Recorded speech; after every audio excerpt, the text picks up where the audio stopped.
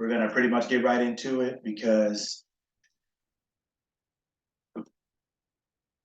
today I want everyone to understand why we're actually here. Right? Shout out to my brother Marcus. This is kind of how this all got started, this whole situation. I was having a conversation with him one day and he said, hey, some other people that I know would like to be able to hear some of the things we discuss. Are you cool with that? And so that's how this all got started about a month ago. I do this, I've been doing this for probably a couple years now, working with families, teams, kids, athletes, parents, business people, all kind of people. But this is just something that happened so I've been doing what I'm doing now, but this is something that kind of started because of a conversation he and I were having one day. So shout out to him for all this getting started.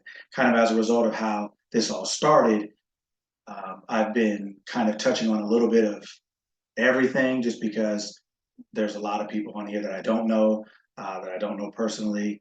And so I don't know exactly what everyone wanted to know. It's not like when I'm working with someone, I know who they are or what they want or what we're working on specifically, whether it's business or personal or family or kids or whatever else it is. So I've touched a little bit of everything historically just because I'm talking to everyone. And I don't necessarily know what everyone or each individual person wants. So I'm touching a little bit of everything. And I've touched that for maybe the last month since we started. But every week it's starting to narrow and narrow a little bit more just because I want us to, which kind of brings us to today, because I want us to have a real firm understanding of why we're here. So today's topic, so to speak, is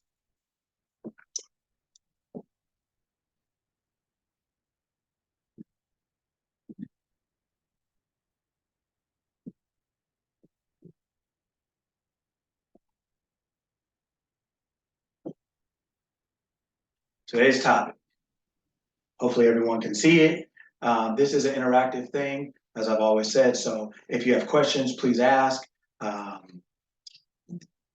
This is the goal of this is to give you information that you can use when you leave here today and start applying it, start having a different understanding and be able to start applying it to improve the quality of your life in whatever area you apply to, whichever area you choose. So if you have questions, please ask, raise your hand, shout, yell, whatever it takes. Normally, well, not normally, usually I start off asking questions, or if anyone wants questions or has questions or whatever, but I'm gonna get to that at the end because today I want us to really understand really why we're here, right? So today's topic is, this is not what you think. This is not what you think. So what does this actually mean? What does this actually mean? This is not what you think. We are here to learn and grow. Does anybody know the difference? Learn, grow, and apply. We're here to master knowledge so that we own it, not so that we rent it. So that meaning it's something we hear that maybe we can remember or at best regurgitate and tell someone else, but not really have an ownership, a mastery of it that we can apply it in our life and actually benefit from, right? We are here to gain mastery. That mastery is of ourself. Because if we can master ourselves, if we can know thyself, if we can know us, then we can do anything, because everything comes from that point of reference. So this is not what you think. So can anyone tell me the difference between motivation and inspiration? Does anybody have an idea on the difference between these two things?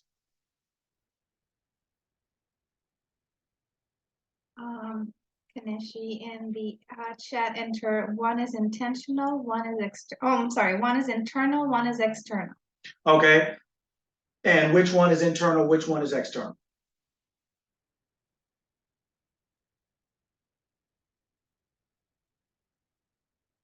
Inspiration is internal. Inspiration is internal. Motivation is external. Correct. This is not what you think. So, motivation is external, inspiration is internal. This is not what you think. So internal, external, great. Now, what is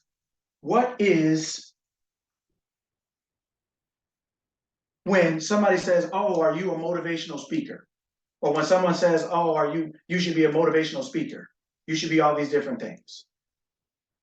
I am not for or against anything, so to speak, but what I am for is clarity.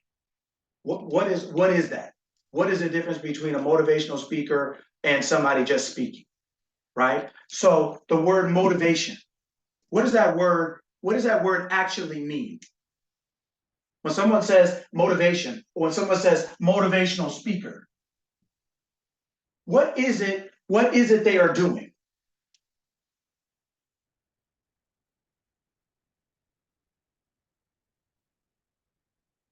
Somebody who not impresses, but imposes a internal reflection or internal growth to get some external response or results. Okay, pretty good.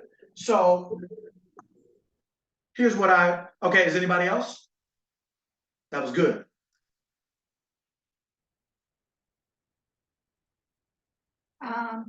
Kaneshi wrote, intent is to move someone to act. Okay, so which part of this is the acting?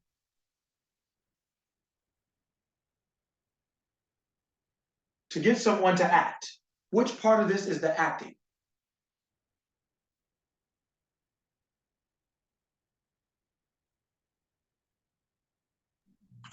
I would say it might be the inspirational part, because somebody could definitely be inspired by something, and it could ignite a fire within them to respond, or somebody could be fake in their expression of being inspired, and they might still have doubt or question in their mind. Okay. What part of this word means to act? What part of motivation, what part of this word means to act?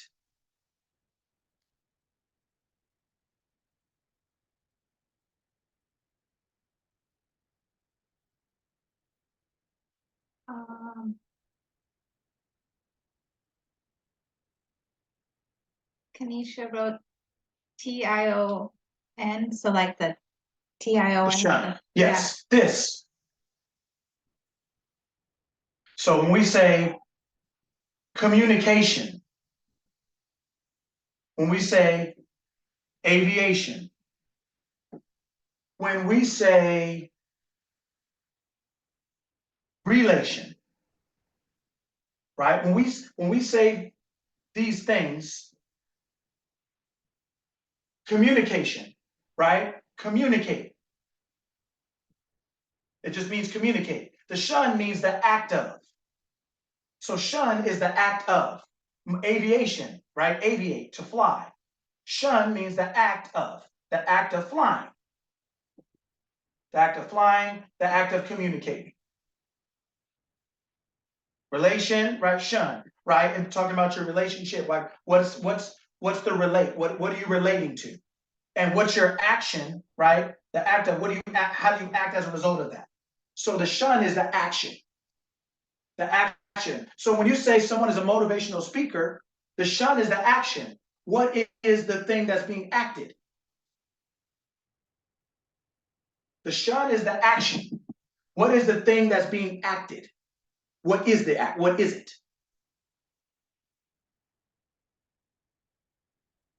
Motive. Absolutely.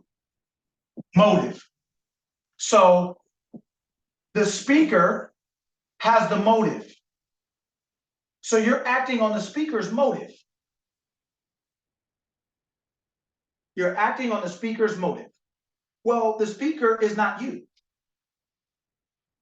So that is why a lot of times when people ask me or say, oh man, you're a good motivational speaker, or you're a motivational speaker, or this or that, I'm like, no, I'm not. That's not what I am. That's not what I'm attempting to do. That's not my desire. I have no problem with motivational speakers. I love Eric Thomas. I grew up listening to Les Brown, Tony Robbins, Zig Ziglar, so many great motivational speakers. That's not what I'm saying. But what I'm saying is that we have to understand what we're getting in order to understand if it works, why it works, when it works, how it works, or whatever else it is, right? The motive is the thing that you're acting on. The act of is the thing that you're acting on. But whose motive is it? It's this person's. It's the speaker's motive. Mariana on the chat had entered acting on the speaker's motive. It's acting on the speaker's motive, absolutely. So then we have to understand, okay, if we're acting on the speaker's motive, right? What if their motives don't concern us? What if they don't relate to us? What if they don't, what if they're not ours actually? Right? Then what happens to that? To that motivation, what happens to the motivation? Because like we said, motivation is external.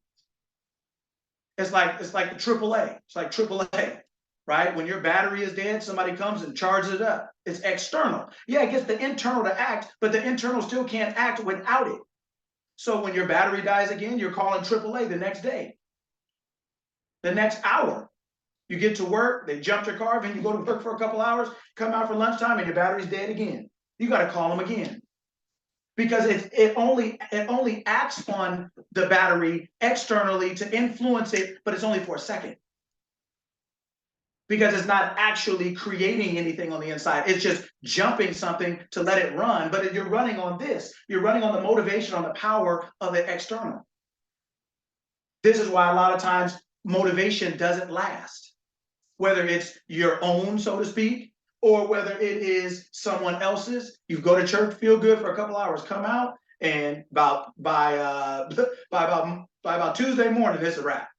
There ain't really nothing left, right? Because it's motivation, it's external, right? And it's a lot of times not even your own. The motive of the speaker is a lot of times, most often, not even your own,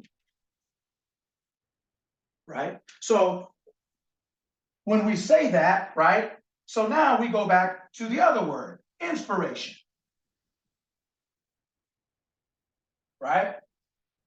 Now we go back to the word inspiration. So shun, right, we know is the act of.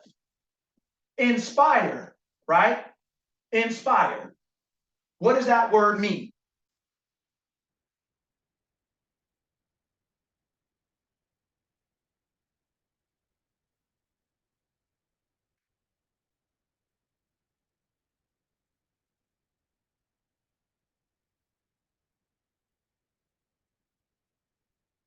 Anyone?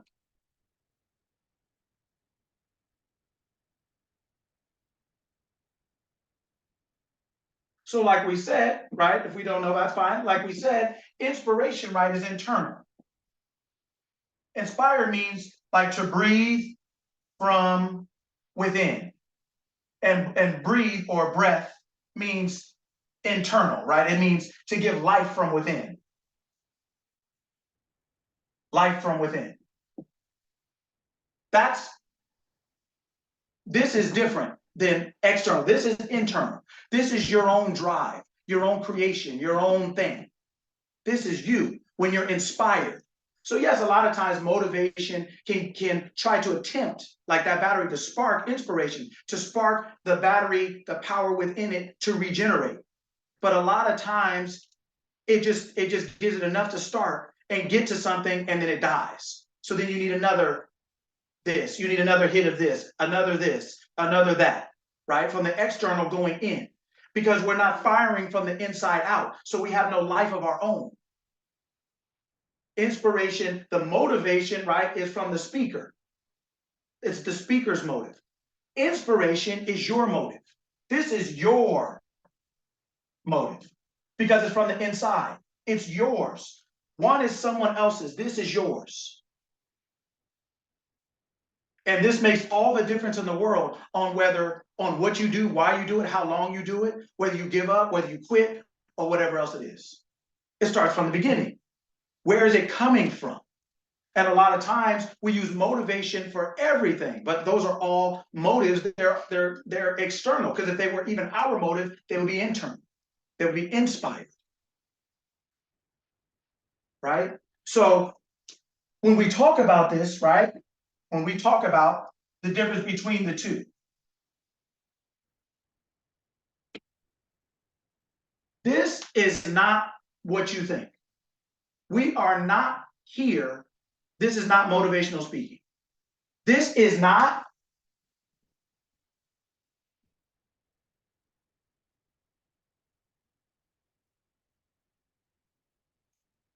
everybody see that word? This is not positive thinking. This is not why we're here. We are not, this is there, we're not here for positive thinking. Right? There is no such thing as positive thinking. That's a misnomer. There's no such thing as positive thinking. There is only thinking. That's it. Now we have to use positive thinking because most thinking is essentially the opposite. Negative. I can't, I won't, can't afford it, sick, I'm broke, I can't ever get a job. How come this always doesn't work for me? How come my leg is always hurting? Oh, my back. Oh man, my kids never give me a break. Oh my gosh. Oh, right? Oh, every time it rains, my knee hurts. Most people's thinking at a static, consistent level is this. So then when you say, hey, how you doing? When somebody says to you, hey, how you doing? Oh man, I'm great. It's a great day. And people are like, oh, okay, well, you know. You just, okay, man, it was good to see you. They don't even want to stick around. But if you give them a little bit of this, they'll sit down with you, buy you some coffee, they'll rub your back, they'll call you later on to check in on you. It's literally every day, most people are thinking like this. It's a walking funeral. Constantly. Most people are operating at a static level here. So then when you decide, oh, I'm going to think better and I'm going to have better thoughts, then people attach positive to it. But it's the same process. It's like coming out of a driveway, turning right or turning left. The process is the same. It doesn't take much of either one. You just turn this way or turn that way. It's driving. No one says you're a positive driver or a negative driver. You did a positive turn or a negative turn. You just turned. Thinking is all there is. That this is what it is. There's no positive or negative. What we mean by positive or negative is when we did this and we got what we wanted, we called it positive. When we did this and we didn't get what we wanted, we called it negative. But it's thinking just the same.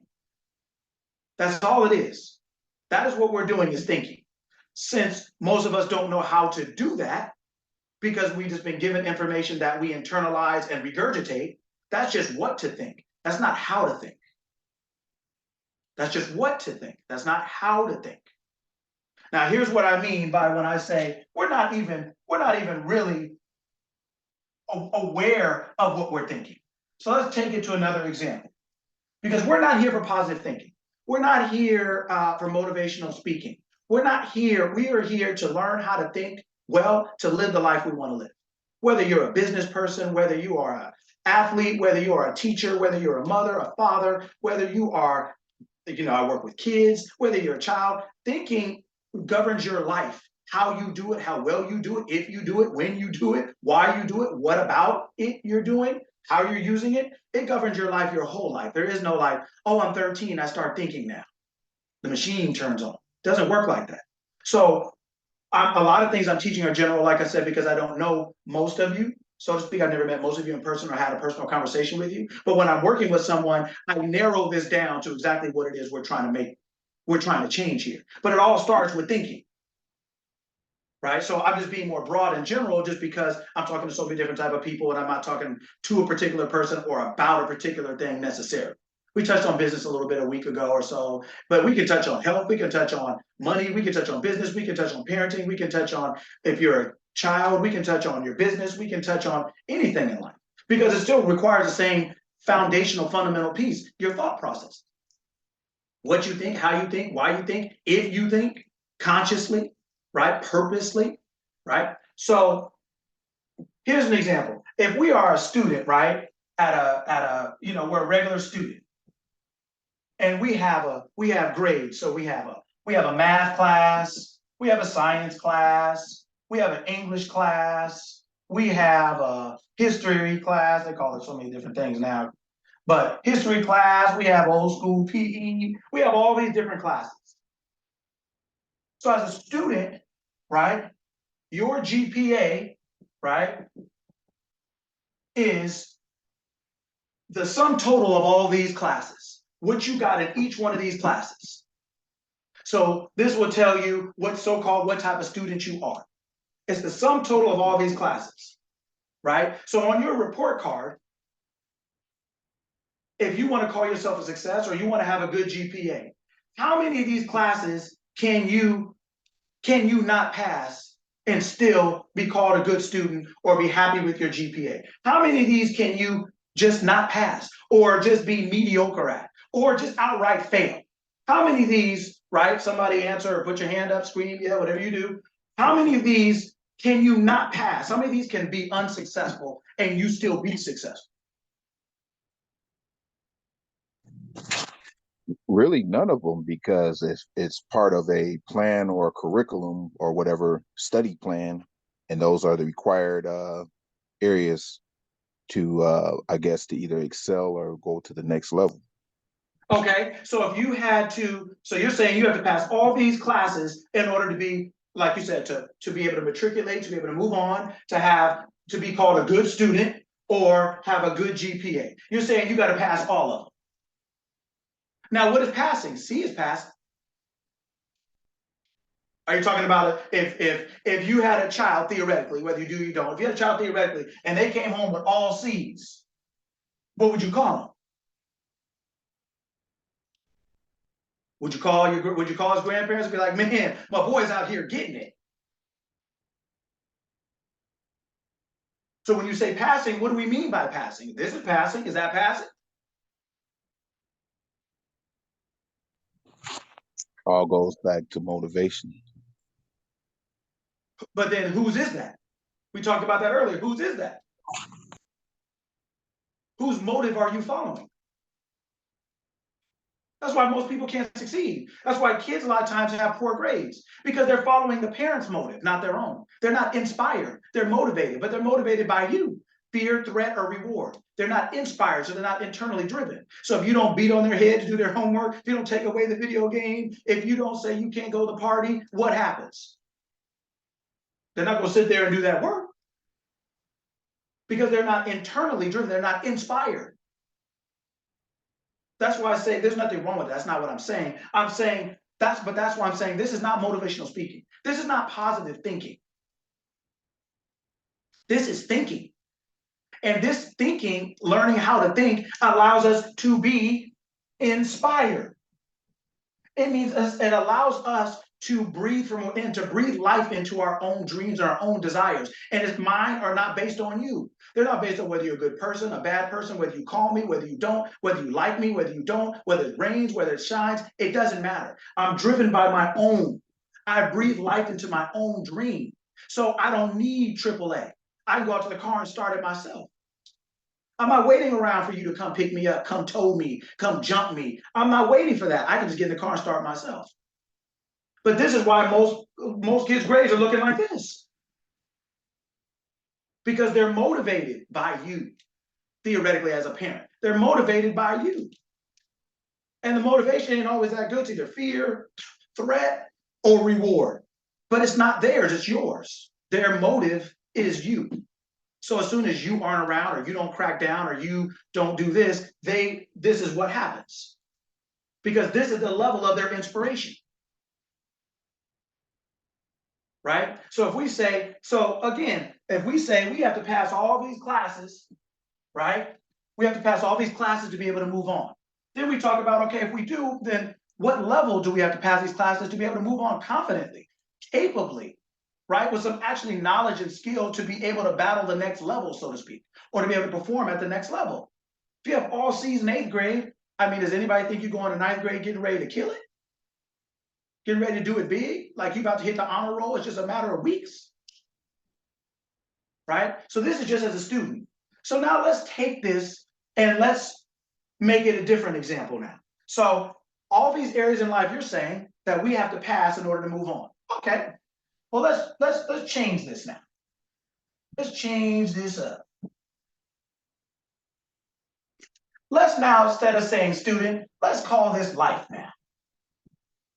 So now let's go into these things. Let's go into employment. Let's go into relationships,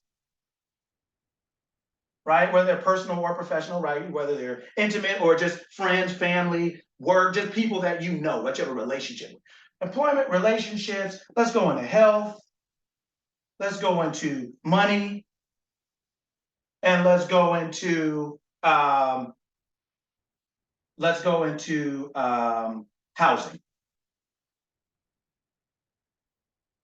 So again, we have the same question.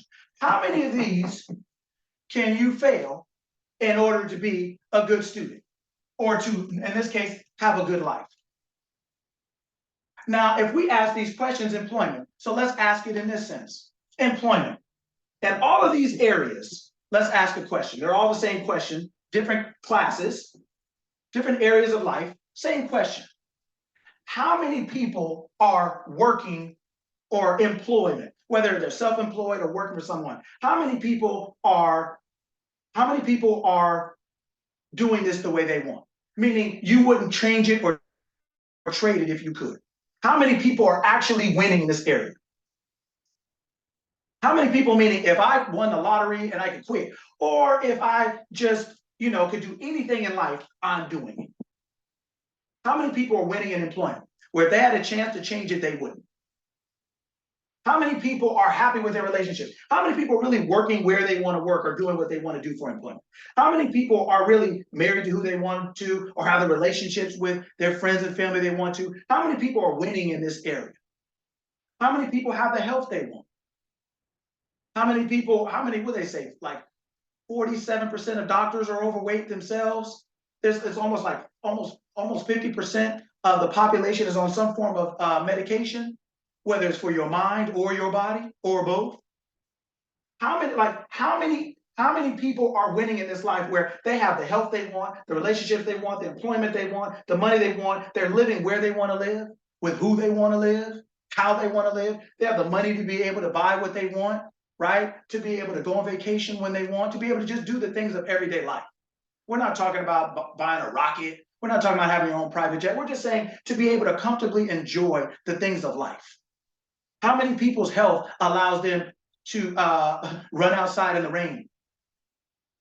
How many people can actually, if there were an emergency, pick up their 2-year-old or 3-year-old and run half a mile all out because it was a fire or a flood? How many people have the relationships they want? They're living where they want, with whom they want. They have what they want in these areas. How many people can say, I have one of these? How many people are good students? What is your YPA? What is your U point average? How are you living? How are you living in every one of these areas?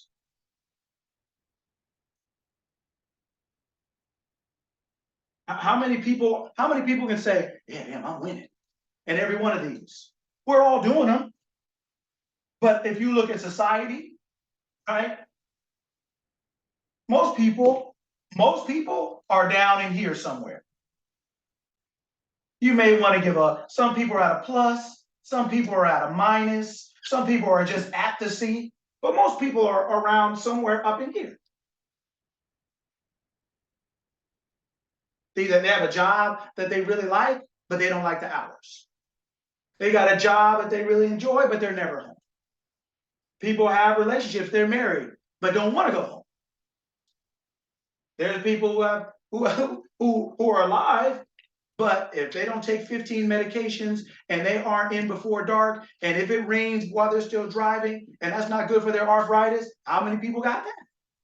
How many people can buy what they want to buy and not have to wait for it to be on sale for 3 more weeks, but you need it today? Homestead in the chat makes you think. That's the whole point. That's why we're here. We're not here for positive thinking. We're not here for motivational speeches. We're not here to sweat, clap, yell, scream, faint, pass out, run up and down, lay down, get up, and be like, "Whoa, that was real. That was fire right there." And then by Tuesday morning, you're right back to here again. That's the whole point. We are here to think. We are here to think to the point where what we're talking about here, when we look at these grades, and if these were our kids' grades, we would try to motivate them. We would try to say, man, you got to do something with this. But the motivation doesn't work long term. Only this works long term. They have to be inspired. You have to inspire. You have to get them, you have to explain it in a way where they can see value and meaning for themselves, because they're the worker, they're the doer, they're the thinker. As much as we love anything or any one of these groups, there's certain things we can't do for them. We can't chew for them. We can't blink for them. We can't digest for them, eliminate for them. We can't run for them. We can only at best do it for them to give it to them, but that doesn't give them the skill. That just gives them the thing. It doesn't give them the ability. Right? We can only at best do it with them. Yeah, on the side of them, but we still can't do it for them. It doesn't give them the skill or the ability. So at some point, they have to be inspired. They have to breathe life into these areas. As a student, or in this case, a life.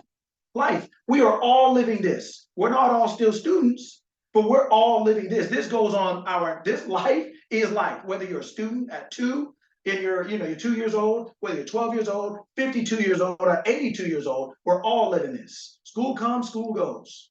But this is forever. So your U point average is far more important than your grade point average.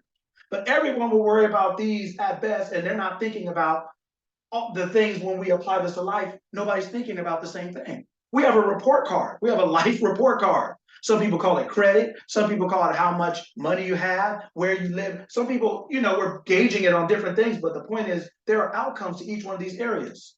And I submit to all of you that most people are failing or mediocre at best. So we're going to be motivated and everything like that, cool. But until you're inspired, until something strikes a chord within, that's what we're here for. Is to strike a chord within you, not to motivate you, inspire you. Hopefully there's some things that you take away from it that you like, and then say, okay, cool. But you have to take away from it to apply. If there's no application, all you had is motivation. You don't have any inspiration. And if you don't have inspiration, it's not going to last. It's not going to work. So when people talk about, oh, you need willpower, that's what happens when you're motivated. When you're inspired, you're driven from within. Now what you have is horsepower. That comes from the inside. And the stronger that is, faster you can go. The longer you can go, the harder you can go. You're built from within. This is something on the inside that comes out. This is something that you're trying to strike up, try to find from somewhere, from some kind of cloud, and be like, how am I going to get the strength to do it today? Well, where are you looking? There ain't nothing out there. Where are you looking? Right? You have to have the horsepower. It's got to come from within. So like I said, we've been doing this for a month now, and we've talked about a bunch of different things, a little bit of topics, a little bit of this or that, just to get people's mind to turn on and really start thinking and stuff like that. But I want to make clear today why we are actually here. Because like I said, I don't know most of you. I haven't worked with hardly any of you personally or anything like that. So if I was working with you personally, I would be clear on what it is you want, what we're trying to address, and things like that, and we can narrow it down. But since I don't, we've been talking about a bunch of kind of just a variety of topics, a wide swath of topics. But today I want to make sure we understand what this is and what it is not. Like I said, there's nothing wrong with motivational speakers and stuff. I love Eric Thomas. I've listened to him for years. I haven't listened to him that much lately, but I love, like I said, I grew up on Les Brown. All these different things, I'm all with it. Right? But I'm saying there is a difference between motivation, which we said is external, and inspiration, which is internal. And until something becomes internal to you, or however you get it or got it, you are going to struggle and generally be in this area. So how many of these areas, how many of these things can it be like this? Can this be mediocre and think your life is going to be something different? Your grade point average is like a 2.2. What college can you get into with that? What can you do with that? And this is where most of us are, because most of these areas of life are not where they should be or where they need to be. But it's all because at best we know what to think and not how. Right? We know what to think. We know what we're told, so we say it. We know what we're told, so we say it. But we don't really do any research on our own. We don't really sit down and, like I said, to think. We don't sit down and actually digest the information we heard and say, huh, now if that's true, then what does it mean about this? Or what does this mean about that? Well, we don't really stop. We just take it and say, oh, well, the news said this or that. Oh, well, that's what it is. Then we come back. Oh, the news said this about health. Well, that's what it is. And we just keep rolling by and just taking something and taking something and taking something, and we never actually sit down to digest it, reflect on it, and try to figure out, is this something that I want to be, something I want to become, something I can use to raise my GPA, my YPA? And most often we don't. So we're out here with willpower. We're out here doing all kinds of things, right? I was actually talking to my brother this morning. He said, oh, he used a great word. He used the great word that everybody loves to use, like it's a big thing: sacrifice. Oh man, when you do these certain things, man, you have to sacrifice. And I was like, man, what are you talking about? I'm like, how are you sacrificing if you're doing what it takes to get what you want? Sacrificing, I'm going to use my definition of it. Sacrificing is what you have to do as a result of what you didn't do or what you should have done. There's a question in the chat. Can you break down what reflecting on our thoughts look like from a practical standpoint? Yes. Okay, so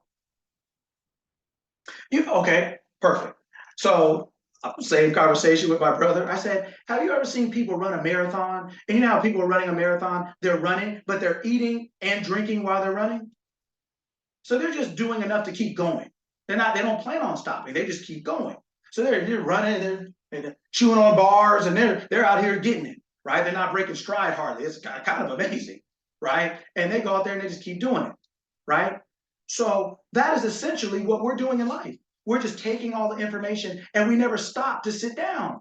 We never stop to digest our food properly. We never stop to sit down and say, I heard this information today. Let's just say you take today, and you say, okay, this information, he ran his mouth for 2 hours. Let me take some notes and write some things down. Whether it's what he said or what I thought about what he said. See, information is only as valuable as what it spurs you to think of, how it makes you think that you can apply it. Just knowing it is not enough. So when you say, how do we reflect? It means not like the marathon runner who keeps running and eating and drinking while they're running. It means like when we sit down with family or friends, or even with ourselves at lunch, and you sit down and you say, I'm going to eat this food. I'm going to sit down with this information, and I am going to chew on it. I'm going to reflect on it. What did they say? Why did they say it? Is that true? Is it not true? What did it make me think? What thoughts did it spur within me about this thing? Well, if this is true, well, then what about that area? It's when you sit down with what you've heard or what you read, and you're not just trying to say, I read 8 books, and you never sat down and thought about what you read on that page, what it meant, how you can apply it. Are you applying it now? People will say, oh, I know that. I heard that. I know that. And it's like, well, does your life say you know that? Does your report card say you know that? Does your employment say you know that? Does your relationships say you know that? The things we say we know, does our life say that? Can people objectively look and say, oh yeah, that person knows this or knows that? So in order to know it, to make it our own, we have to sit down and spend time with it. Marianne Swingler on the chat entered, meditate for greater understanding to apply to your life, in parentheses, apply, make a plan to do. Tanisha said that's helpful, thank you. Yes, okay, great. And just like the gentleman said, yes, so when we talk about meditation, right? So just like when we talk about meditation, the first thing you have to do is stop. Just like the marathon runner, we have to stop running. We have to stop running the marathon. We have to stop. We're just living life day by day by day by day by day, and we're not stopping to sit down and meditate, stopping to sit down and just think and reflect on what we're doing, what we've done, what we want to do next. If we're doing the right thing, what adjustments we can make. All that we never stop to sit down with the information we do have. So the information we do have is no good because we're not really using it. We're not really digesting it and making it a part of it, making it a part of us. We're just eating and running, right? So when we talk about, so then what happens as a result of not stopping, right? We end up sacrificing. We think we're sacrificing. We think like, oh, I'm just working so hard to do this or do that. Well, yeah, because either you're not using the information or you don't know the information, but a lot of it is because you've never made it a part of you and a part of your life because you won't stop. You won't stop to actually digest it, for it to become a part of your bloodstream like food does. You take what you can, like your body, and you eliminate what you can't, like your body. That's how you make it a part of your bloodstream. It forms your body, becomes a part of your bones and everything else, the food that you intake. The information that we intake, that we allow in, becomes a part of our blood, becomes a part of our life, becomes a part of this. Life is in the blood, right? So whatever we can get in here is what we're running on. And so a lot of times we end up sacrificing because we're not obedient. It means we don't have information that we live by, that we understand enough or have mastered enough to live by. So we end up sacrificing. But even in the book, it says obedience is better than sacrifice. He that's willing and obedient will eat the good of the land. How many people are eating the good of the land? Right? So this is why this is what we're here for, is to learn how to think. Not positive think, not negative think, and think to our own conscious direction. I'm going to choose to turn right because I know right is where I want to end up. I'm not just going to get in the car, fire it up, and just start turning the wheel. That's essentially what we do when we wake up. We just get up and just start running and just start turning the wheel. Then we look up and say, how did I get here? Or how did this happen? Right? Marianne entered the chat. Wow, how many people are eating the good of the land? Powerful. Yeah. How many people?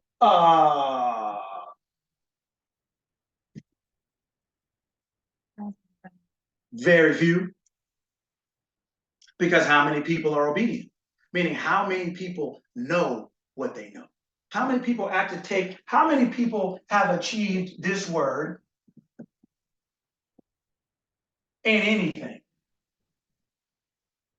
And I don't mean perfection, but I mean mastery. When you see certain people do things, they're like, oh yeah, they mastered that. We're not saying they're perfect, but we're saying that they have a relationship with this thing that looks like, yeah, it's like that. Mom says, as you said to me, think to create your world or your world will create you. Yeah. Because when we talk about think to create our world or our world will create us, it's because this is always happening. This is always happening. Thinking is always happening. It's just a matter whether it's yours or theirs. Whether it is you or theirs, whether it's inspired or motivated. What do you think the news and the radio and everything is doing? They're over here. This is them. They're motivating you. You to be scared, you to be afraid, you to be crazy, you to go out and buy a car, you to go out and see this movie. You go out, there's nothing wrong with that, but they're all their thoughts. But they've mastered it to the point where they have you thinking it's your thought. You're like, oh yeah, I'm grown. Yeah, I'm grown. You can't tell me nothing. I'm grown. Oh, I got my nails done. I got my hair done. Oh man, I got me a brand new Dodge Charger. I got the rims on and everything, bro. I'm out here. Yeah, I'm grown. I'm out here doing it. I got kids. I'm a grown man. Really? But you can't even control your own thoughts. You don't even know what you think. I have an experiment for everybody. when someone says to you, like when someone says, oh, I'm a Republican, or someone says to you they are something, like ask them 3 times why. You are why. Then they'll give you their first one, their first hit. This is the one like they hit a home run with. They usually have one good answer because they're used to people asking them, or it's the one that they've given themselves. So they say, oh, well, because, so-and-so. You're like, really? But then you ask them another question. It may be why, or it may be what, it may be when, it may be, but you ask anybody 3 questions about something, and you'll literally learn after about, they have maybe 2 at best. But once you get to this third one right here, it's crickets. Kanishi in the chat, the power of the 5 whys. Yeah, literally. Because what's happening is that most people are not operating on their own inspiration.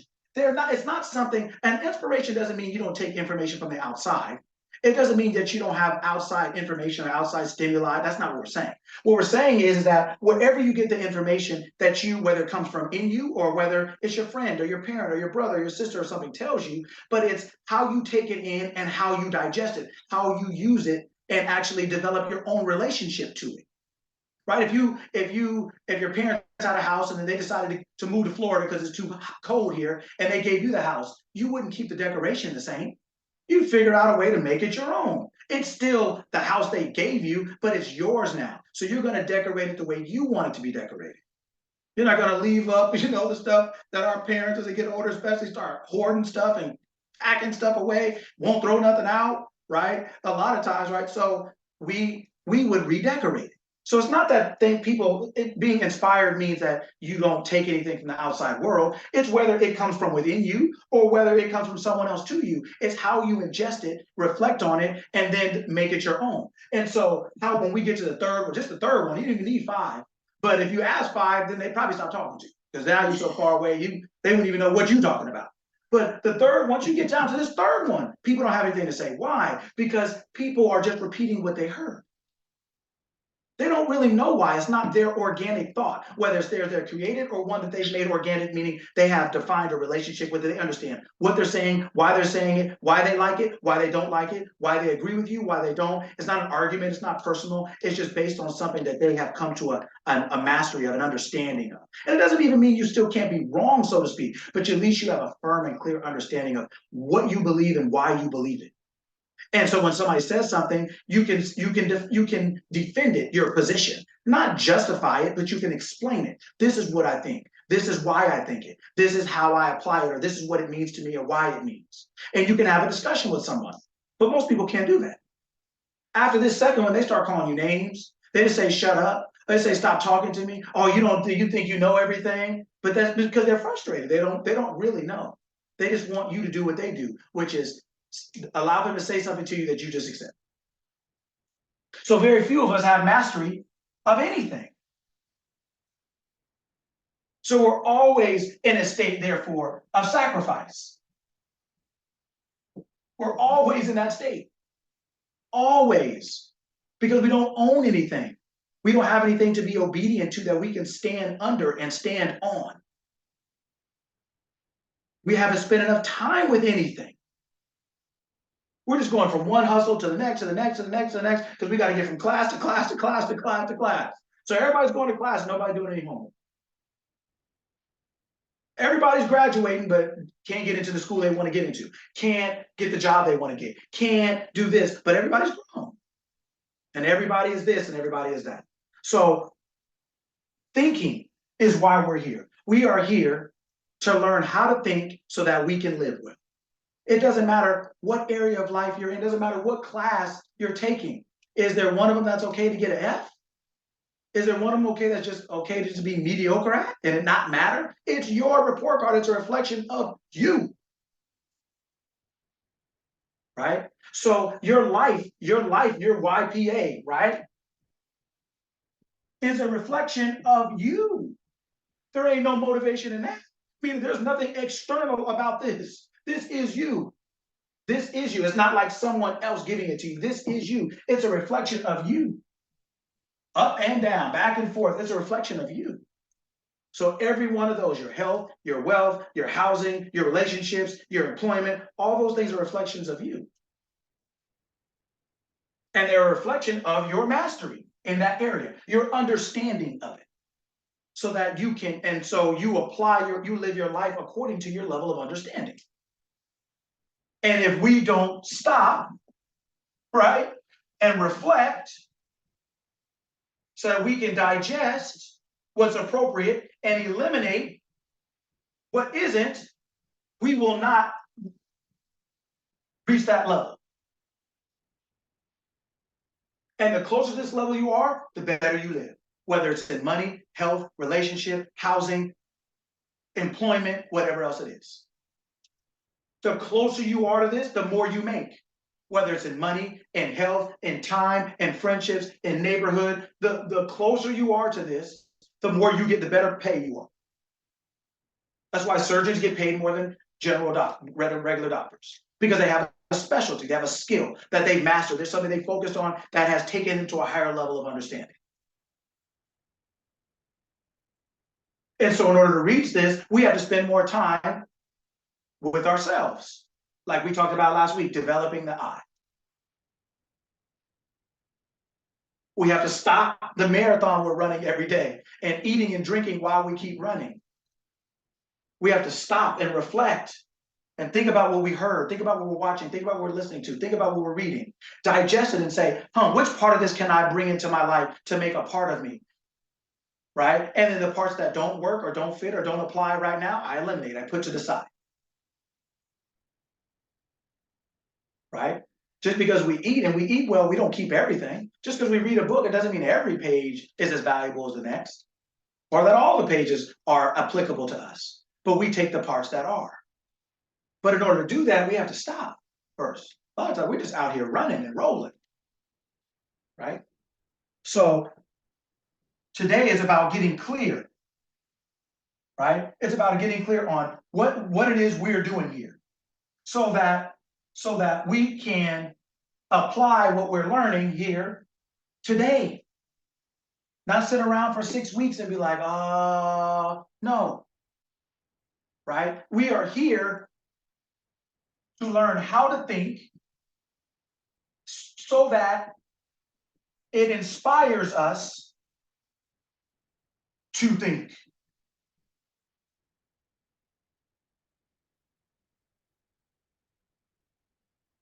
This is life.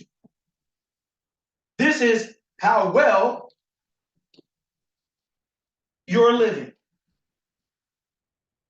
What you're inspired by, what you're inspired by. What your inspiration makes you think, and how you think inspires you. This is what everyone is doing that's alive. The only people that are not doing this are people that we call dead. That's why I say there is no positive thinking. There's no such thing. There's just thinking. The outcome of our thoughts, if we don't like it, we call negative. The outcome of our thoughts, if we do like it, we call positive. But it is just this. Right? So we are here to learn how to do that well enough where we're now inspired. So when you hear what I'm saying, or you hear what someone else is saying, or whatever else is, you learn how to take in information and filter it and say, is this true to me? Is it not true? Why? Why not? Let me do some more research on it. Let me actually dig into this a little bit more if I'm interested.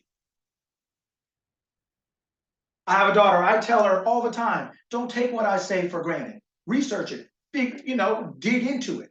I'll tell her something, and then she'll be like, no, wait, Dad, and I'll bring out my phone and be like, look, and I'll show her where I got it or whatever else it is. But I always tell her, I said, don't believe anything you hear just because somebody says it. Now, there's people that you love or you respect and you believe they're right. So let's just say you give them 80% of the doubt. Okay, cool. I believe that enough. But this last 20%, yeah, this is on me.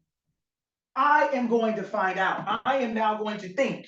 This last 20% is on me to decide whether I eat this or not, whether I ingest this and take this now to be 100%, which we will call the truth. But a lot of us are calling things the truth that we just believed 100% and don't know anything.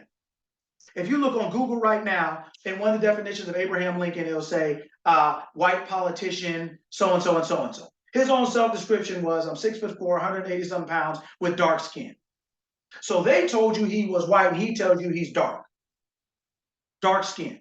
Not beige, not gray, not light, not brown, dark.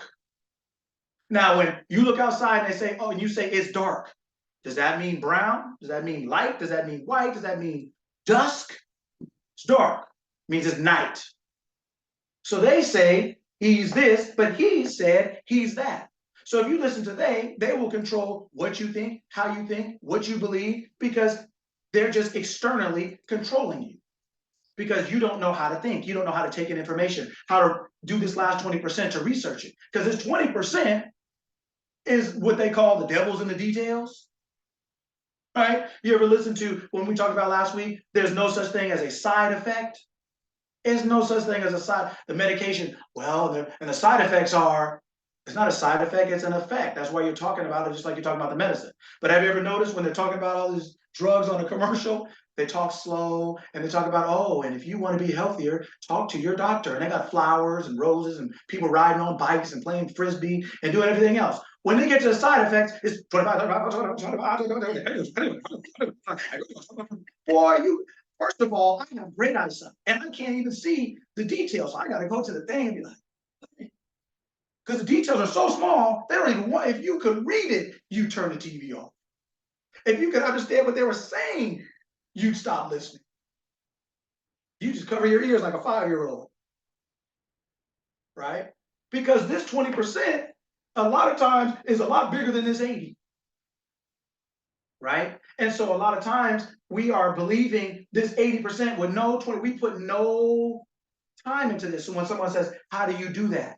How do you reflect? How do you make that a practical thing? It means when you hear something, when you think something, actually spend some time and say, is that really true?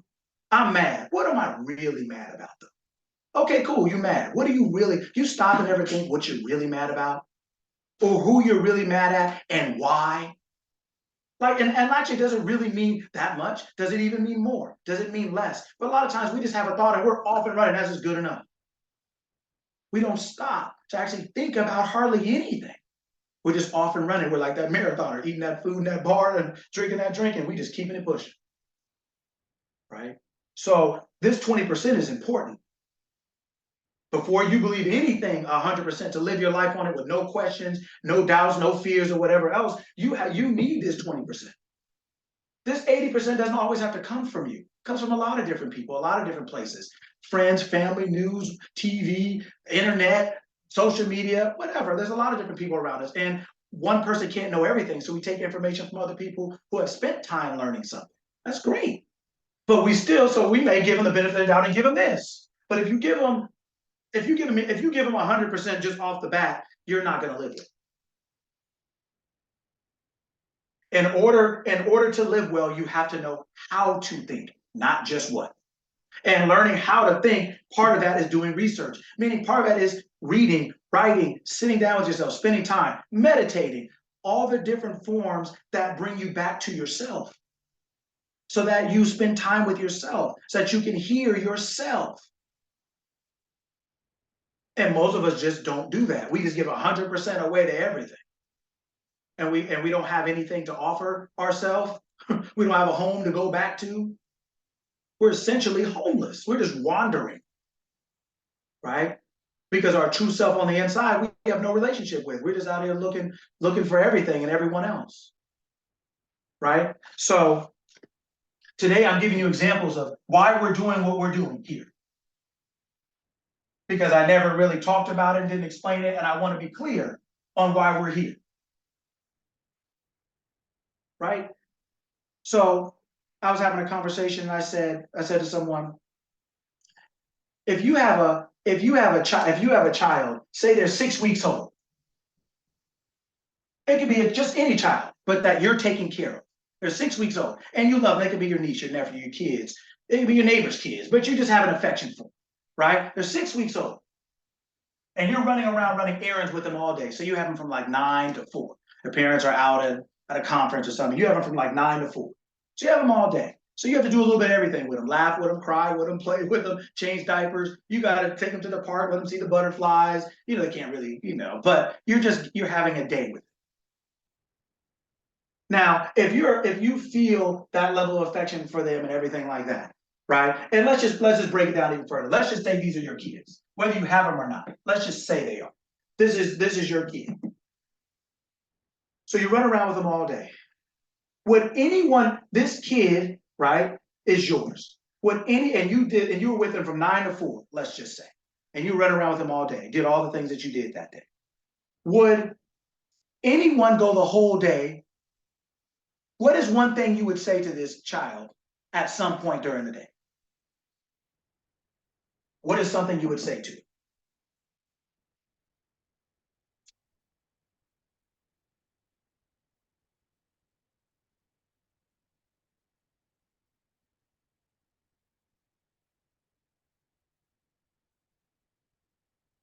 Anyone? What is something you would say to your child at some point during the day? That you love them? Perfect. Love you. Now, whoever said that, thank you on behalf of, oh, okay. You said that? Yeah. That whoever, cool. Now, so would everybody agree with that? Yes. Okay, so be careful what you agree with. Be careful. Be careful what you agree with, because like I said, we know what to think, but what you commit to, you're gonna regret. Right? Okay, love you. Perfect. I agree. I agree. I love you. So your kid, your child, what are they? They're your child. What are they? Like, how would somebody know that was your kid? Like, or like, what are they? I know it's kind of a vague question, but I'm really kind of doing it to continue to spur thought. Because it's going to lead us into something else that you guys will regret saying yes. Marion said your seed. Your seed. So, okay, that's pretty good. That's very close. And that is right. That is right. But okay, so what does your seed represent? Let's use that. Seed. What does Your this seed child is an represent? extension of you. An extension of you. Oh, you guys are going to regret agreeing. Oh, you guys are going to regret everything you said here. You're going to regret it. Oh, you're going to regret it. Because I'm going to show you how we don't even think about what we think or don't think, yet think we're thinkers and think we're thinking. Extension of you. So you wouldn't go a whole day without saying I love you, because there is an extension of you, a reflection of you. They're yours. Ooh, that is wonderful. That's really nice. And I think every one of you said yes and all these things. I think you guys are great people. Wonderful.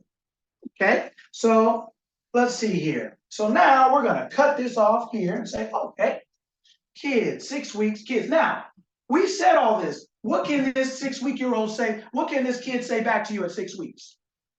What can it say?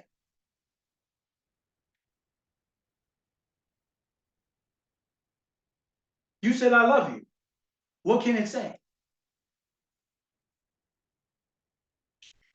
Marion could say nothing. Yeah, there you go. Yeah, it's not complicated. See, like when things get better, when you get better at anything, it gets easier. But smile. Right, it gets easier. This stuff is not complicated, but it's so simple, people complicate it. People actually never stop to think about what they're thinking about. This kid can say nothing. But did that stop you from saying something? Didn't stop you, did it?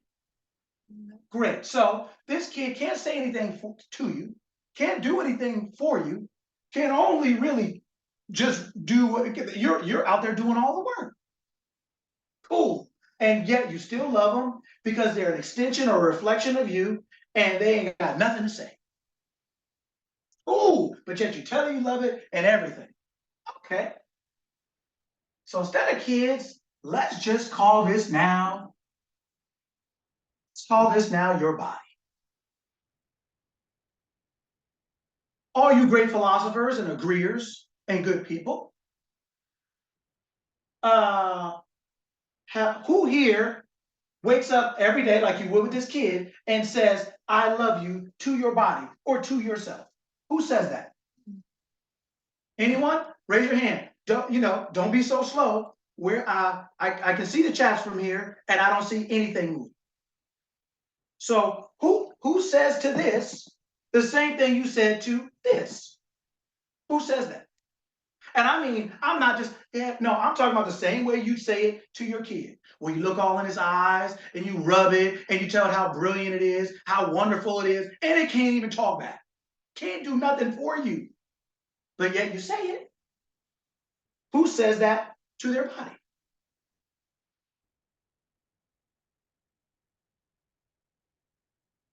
Man, it was quiet before, but now it's really quiet. It's like library quiet. Like library on Sunday quiet.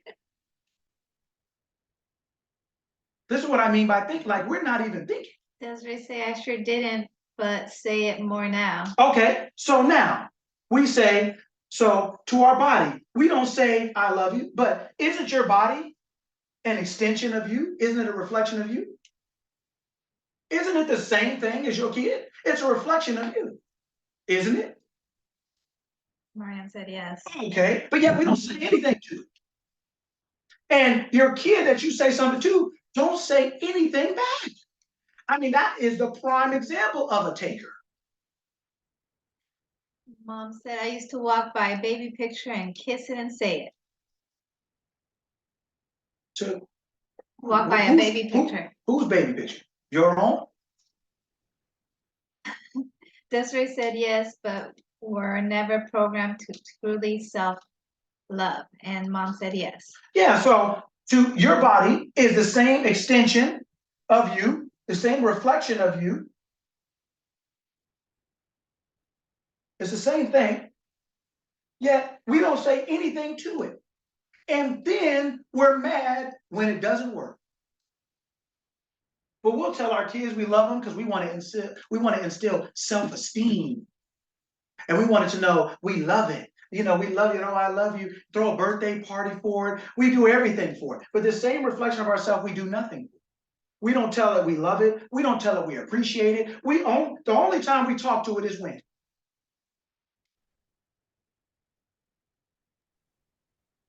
When we're in trouble? Yeah, when we're in trouble. So guess what? When we're in trouble, the only time we talk, when we talk to it. But we're not really, even if we're talking to it, we're not really talking to it. It's almost like if you go to the principal's office, are they really talking to you? You're in a state of trouble. You don't have nothing to say. You already messed up. We're not even talking to our body positively, so to speak. The only time we talk to it is when we're talking about it. Oh, it hurts. My leg hurts. Girl, I got this high blood pressure, don't you? Oh, yeah, girl, I got this eczema. Yeah, man, like my hands are dry all the time, man. I don't really know. We don't say anything to our body with any type. We don't even acknowledge it. When it is functioning and healthy, what do we say to it? Marianne said, wow, rude. Yeah. Nothing. There you go. Nothing. We say nothing to it. Your kid can do nothing. When you say I love you, it says nothing back. It says nothing back. But you say nothing to your body, except when you are complaining. Now we talk about this. We talk about a relationship. We talk about this is how to think. Your body and your kid are both relationships. You have a relationship with your child and a relationship with your body. Yet this one you praise and this one you ignore. This one can't do anything for you, and this one is doing everything for you. You talk to this and don't say anything to this. You praise this and you complain about this. Then you wonder why you have high blood pressure, wonder why your eye won't work, wonder why your mouth hurt, wonder why your knees are bad. Well, the only time you talk to it is when you're complaining. So in any relationship, whether let's just say you have a personal relationship, you have a boyfriend, girlfriend, husband, wife, whatever else it is. What if the only time they talk to you is when they were doing the same thing you do to your body, which is complain? How many people want that? Come on, man, don't be slow on the chat. You guys are grown Ooh, up. that'll be a problem. It'd be a problem. Okay, yeah, guess what? That's a great word. Problem. Well, let's put a list of problems we got. High blood pressure, diabetes, whatever. I can't feel my feet. My circulation's bad. My hair's falling out. These are problems. Lauren said, no, thank you. Yeah, these are problems. This is why we have the problems we have. Desiree said, no one wants that mess. It's a withdrawal of energy. That's it. But you can't even withdraw what you don't put in. So guess what you're doing now? You're overdrawing the account. Mm. And you know what happens when you do that at the bank? What happens? Yeah, I won't wait. You get fined, essentially, right? They put a charge on your account. Nobody's stopping to think this. That's Nobody's stopping to think. You're overdrawing your body. what's the charge? Yes, every day you get up and you don't say nothing to your body. Only time is, like, what is that on my face? Is that a pimple? Oh, then you're doing this, then you're doing this. Well, why does my back hurt? Why is it? What do you care? You don't talk about it until there's a problem. You don't say nothing to it. You walk right by it. But if your husband did it, your wife did it, your girlfriend did it, your boyfriend did it, you'd have an attitude. There'd be all kind of hell. So Marianne is asking, what is the charge and fine? The charge and fine when you're overdrawing your account. Oh, there's all kinds of things: cancer, stroke, exhaustion, fibromyalgia, where you just don't feel well in general, don't even know why, it just sucks, period. That's what it is. Take any dis-ease you want. Take a pic, take a picture. You can take a choice, you can choose. Right? This over here, we say we love it, and everything else, we won't say a word to this. This is just simple stuff. We won't say a word to it. Yet we rely on this every day. This kid can't do nothing for us. If we walk away, it's a wrap for that kid. It's a wrap. But this, we have to hop in this car every day. We're in this car every day and won't do nothing with it. Won't do nothing for it. Won't talk nice to it. How many people get in the mirror and just say, hey, man, I appreciate you, face. Thank you. Thank you for my skin and eyes. Thank you for working. Shoot, this can't say nothing to you. What's wrong with talking to that? You don't need this. You love it. You don't need this. You need that. And we treat this like it's just like, I mean, I'll take it. When did this become optional? When did this become like nobody likes to feel taken for granted? And yet this thing that you're in your whole life, because even if we use a personal relationship, you weren't in one since you were 5. You've been in this since you were 5 and before. And you're going to be in this whether you're in a relationship or not. But nobody likes to feel taken advantage of, taken for granted. Nobody likes to be ignored or feel like the person's always complaining about them. Yet that's all we do with just a simple illustration right here. Just the body. Marianne said, preach, sir. This is why we're here. We're talking about things that we literally deal with today, right now. And you wonder why your leg hurt, wonder why your knee hurt, wonder why this hurt, wonder why that hurt. But don't you realize if your child even at 6 weeks and they cry, why? What's the first thing most people say when the child starts crying?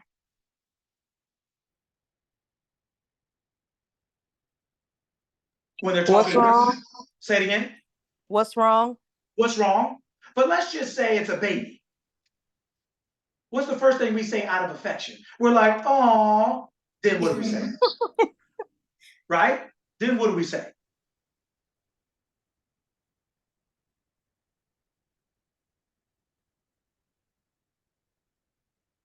They like, are you okay? Or are you hungry? Okay, cool. So we say, are you okay? Are you hungry? Or what? Let's say, don't cry, right? We don't say, don't cry. But we say, oh, don't cry. We check the diapers. Okay. Well, when your body starts hurting, what do? You take a Tylenol, tell it to shut up. You say, oh man, this old leg ain't no good. You just say, oh, I knew I've always had a bad back. You know, I got bad backs in my family. You know, it's a generational thing. You don't say I got bad kids in my family, it's a generational thing. But you got your own body, the only one you ever gonna get. And look how you talk to it. Look how you talk about it. Look how you don't talk to it. Look how you only talk about it. Look how you only complain about it. You do nothing, you complain, it's a reflection of you, and look what you do to it. This is just simple. Just this. Soon as it starts crying over here, are you okay? Do we ask that? Do we ever, if we have a headache, do we ever pat our brain or our mind and say, man, are you okay? What's going on, man? What you thinking? Okay, we can let that go. We'll take care of it. Let's talk. Why do we think we can't talk to our body? This is kind of a different situation. I'm not gonna go too deep. But what makes you think you can't talk to this the same way you talk to this? If this is a reflection and extension of you, what makes you think you can't talk to this? Yeah, Desiree said that that's me all day, my back. And then because I felt personally attacked. So does Desiree. And Marianne said, wow, don't talk but complain about. That's it. Man. And if that were a person, you'd be on fire. And you'd probably be threatening to leave. What do you think your body's doing? When you got high blood pressure and diabetes, it's threatening to leave. Go ahead, keep talking if you want to. When you come home from work, I won't be here. Right? Well, my phone number will change, or I'll ghost you. Well, I mean, this is a reflection of you. This is yours. Right? You pay no attention to it. You disrespect it. You only talk bad about it. You tell all your friends about it. Oh, girl, he ain't no good. That's the same thing you do with your body. Oh, girl, this body ain't no good. Yeah. It's literally the same things you wouldn't tolerate in other areas of our life. We tolerate just because we're not thinking. We're not really thinking. We think we are because we've been doing it our whole life, and we didn't have to have a degree to do it, and we didn't have to have some certification to do it. So this thing that we're doing has been on even before we got out of the womb. That's why we read to kids in the womb, in utero, and do all kind of things and sing songs, but some you can't even see. But yet you're talking to it and rubbing the belly, you're doing all kind of stuff because you know it's conscious. It can hear and all kind of other stuff. And don't watch scary movies, and they tell you all kind of stuff, whatever, right? Because they're saying that it can affect something. Right? And so you're careful. And this thing you're looking at every day, boy, messed up. Best skincare is to actually talk to your face like it's something you like. That's the best. You know how much money you'll save? You want to stop pimples, acne, rosacea, eczema, and everything like that? You want to learn actually how to do that? Actually talk to your body. If you want to have a relationship with somebody, talk to it like you have some sense. Like you are actually an adult. Mariam put, we must nurture ourselves. My English is Intertidally. Intertidall.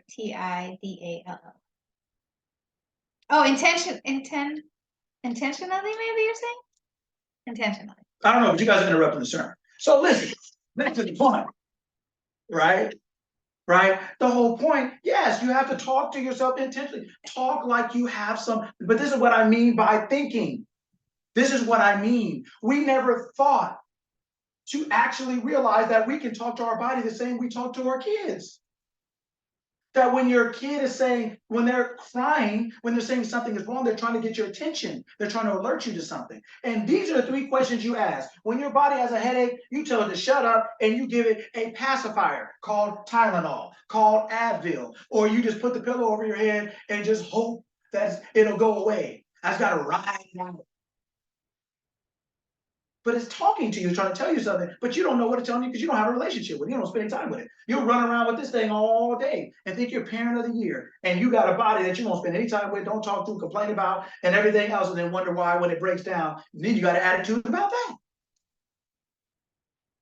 We wouldn't accept this in any other relationship, but we don't understand that our true self, right? Our I am, right, is inside this body, and it's like a car, it needs it. But you treat this thing so bad, you done kicked it, you done walked out to work with a bat, and you done walked out of your house, your car's parked out front, you got a bat, and you hit the car 3 times with the bat before you get in and drive it. And then you say, this car ain't nothing. You hit the windshield, busted the front light, and hit the trunk, and then you wonder why it's kind of feeling weird. This is just a simple example of when I say we are here to think about the things that people are not thinking about, to think about the power that we actually have that we don't use, to think about the way we treat one thing that we would never tolerate if somebody else were doing it to us, yet we think it's perfectly okay to be ignored, to complain, to not say anything to them until you got something bad to say. Didn't we say when we were young, if you don't have anything good to say, don't say anything at all? Well, guess what? You don't say anything at all until you have something bad to say. But you love this more than you love this, but this could not be here without that. How does that make sense? How do you do that? Now, we've all been there. I've talked the way I talk up here, all upset and excited and everything, because I'm living the same thing. I've had to learn. I'm coming to learn. I've had to learn these same things. Just because somebody is talking to you doesn't mean that they know absolutely more than you about everything or anything or whatever it may be, right? Doesn't mean that they've mastered everything to the point that they don't have to actually consciously deal with this. Half of the stuff I'm talking about is because I've had to experience it myself. Like, wait a minute. I actually did the same thing. I actually do it all the time. I don't say nothing till I'm complaining about this thing, right? But we can take this and it can mean a whole lot of things, which we'll get into next. But the whole point is that this is what we're here. So when I say this is not motivational speaking, this is not positive thinking, this is actually the art of thinking. And you have to master it. You have to spend time with it to the point that you actually get good at it. We learn how to control your mind, control your thoughts. They're yours, just like your body. They're your possessions that you use to express yourself, whether it's your body in transportation, whether it's your thoughts in creation, whether it's your feelings in expression, whether it's your mind as well in creation. These are all yours. They're not you, right? These are all yours.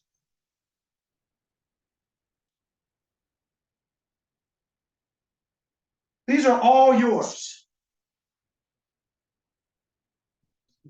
Mind is yours, your mind. Anything that you can say yours, your mind, your body, your leg, right? Mind, thoughts, feelings. These are not you, they are yours. Just like your car. It's yours. And you have a relationship with it according to your understanding of you. So when you say your mind equals you. Your mind is based on you. What you put into it, how you use what you put into it, and everything else. Your thoughts are you. They're the thoughts you think. Your feelings are you. Your car, right, is yours. It's your transportation. You in transport, it's yours. It's your possession. Right? It's your possession, is my point. And what I'm saying to you is that when people say, oh, well, I just can't help it. I just can't help how I think. I just can't help how I feel. Well, if you can't help it, who's supposed to do it?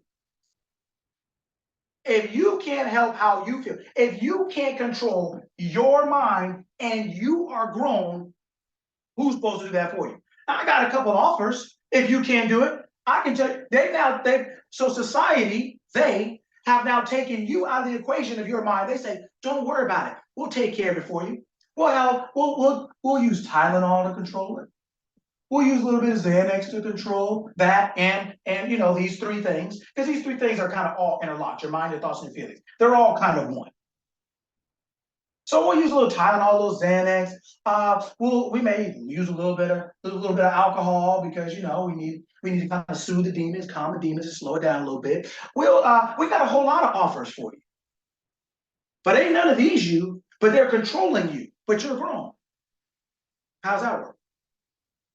Oh, don't worry. We got a little TV to calm you down. Oh, and we got a little social media, to distract you a little bit. So because you got to think about all that. Sometimes I just don't want to think. I just want to sit down. I don't want to think. I just want to sit down. And so don't worry. If you want to sit down, you don't want to think. Don't worry about it. We got this little device you can put in your hand, and then that thumb or you can just go like that, and then there'll be a whole lot of things. You can just look at everything. You don't got to think. We'll think for you. You don't got to entertain yourself. We'll entertain you. We are essentially motive baiting. We are motivating you. That's what they're doing. They are motivating you through all these things. They got you thinking what they want you to think. They got you feeling how they want you to feel. They've controlled your whole being. But you think you're independent and you're grown. You're an adult. And can't nobody tell me what to do. And I'm out here. I'm a grown man. I'm a this, I'm a that. Yeah, no, you're just an adult. And you're an adult, but the man or the woman, yeah, no. They got that. They got that. They have that. This is your mind, but they have it. This is your life, but they're in control of it. So that's why a lot of people feel so helpless, because they know it's their life essentially, but they feel no power. They feel powerless to control it, have a say in anything. Whether it's their money, their health, their relationships, their business, it's theirs. They'll tell you, I got my own business, but I just can't figure out how to make it work. So then somebody comes with an idea like Carl's Jr. and like some of these other places, and you get kicked out of your own company. Carl Jr. got voted out of his own company, of his own business he started by his board. I think that was in Fast Food Nation, that book. Yeah, people will come in and take it. So when you say, oh, I just don't want to think, or this is positive think, no, it's thinking. And if you don't master it, somebody who has mastered it will do that for you. Through a whole bunch of things, they will take your mind from you. So they're essentially programming you. They are evading. In action, they are getting you to do their motives, not yours, theirs. This isn't a conspiracy. This isn't deep. This is just essentially, if you don't think, somebody will do it for you. And how you think is, and how much you think is how much life you have to control, of your own life you have to control. So you wouldn't let somebody you didn't know go out there and drive your car, and you let somebody tell you how to think and what to think and how to feel in a commercial, in a radio spot, on social media. You letting people drug you all up. Now, when the child started crying and stuff like that, you said, oh, how nice you are, and it's okay, what do you think, what do you need? I'm gonna check the diaper, I'm gonna check this, yeah, I'm gonna check, yeah. Oh, yes. I mean,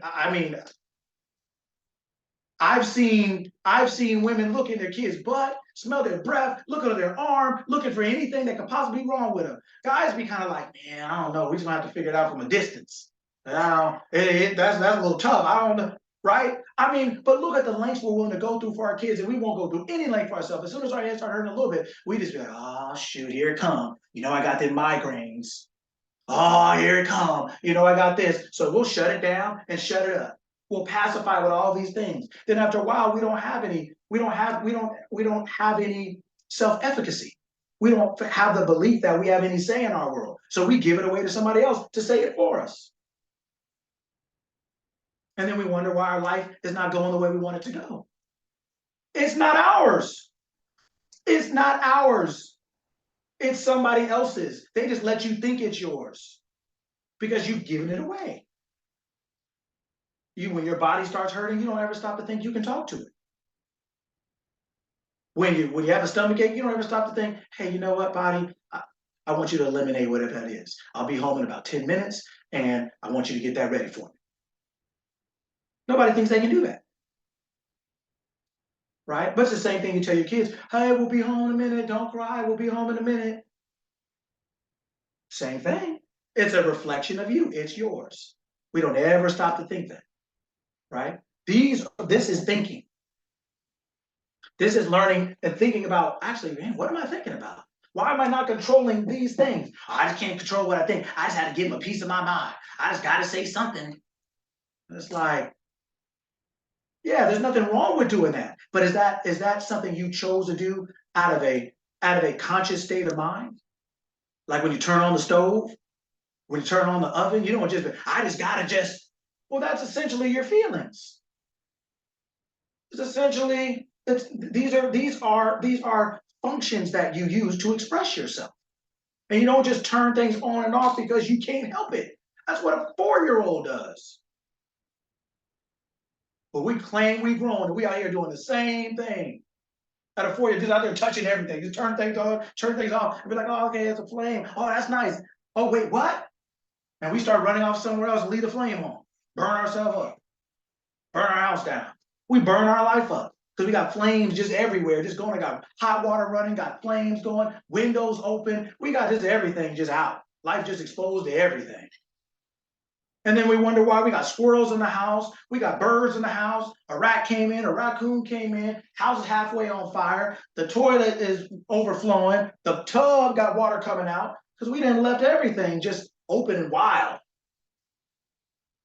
Right? Because we're not thinking and not realizing that our thoughts are controlling our lives. Our combination of our mind, meaning the thoughts, our mind is like a repository, right? It's like a bank account. And everything we put in it, our mind uses to function and operate.